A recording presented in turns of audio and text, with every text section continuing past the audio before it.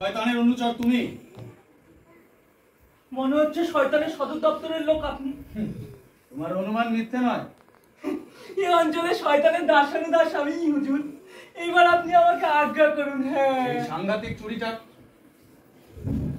সাংঘাতিক চুরিটার কিন্তু কোনো কিনারা হলো না আজ।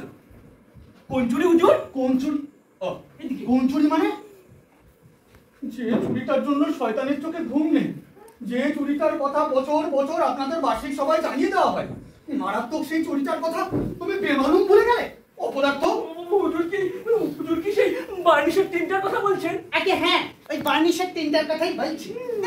আর কথাগুলো এমন ভাবে বললে না যেন মনে হচ্ছে একটা খোলাম কুচি। কিন্তু আপনারা জানেন, শয়তানের সিন্ধুক থেকে ওই বার্নিশের টিন চুরি যাওয়ার পর আমাদের প্রভুর আহার গেছে, নিদ্রা গেছে, মনে নেই, মনে নেই এইটুকু শান্তি। এটা যে এত বড় একটা ঘটনা আমার তো খেয়ালই হয়নি হুজুর।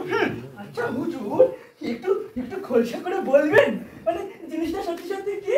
ওরা গুণী বাকি তবেই না ওই তদন্তটা সহজ হবে কিনা? আরে বাবা, বার্নিশ দেখনি কখনো?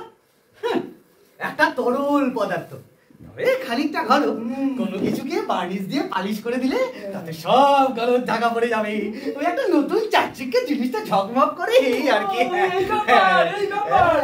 এই বার্নিশ তো আমরা হামেশাই দেখতে পাই, যে কোনো রঙের দোকানে দেখা মেলে। তার দামও তো এমন কিছু না, বলুন। তা বার্নিশ শয়তানের তহবিলে ওঠেই বা কেন, আর তার চুরি বা যায় কেন, আমার তো মাথায় ঢুকছে না হুজুর।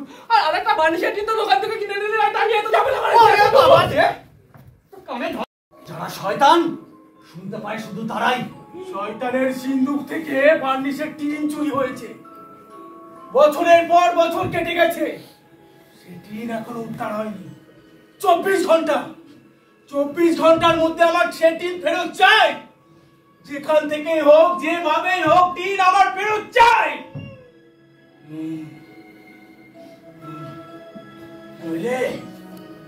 নইলে তোমাদের কারোর চাকরি থাকবে না, তোমাদের কারোর চাকরি থাকবে না।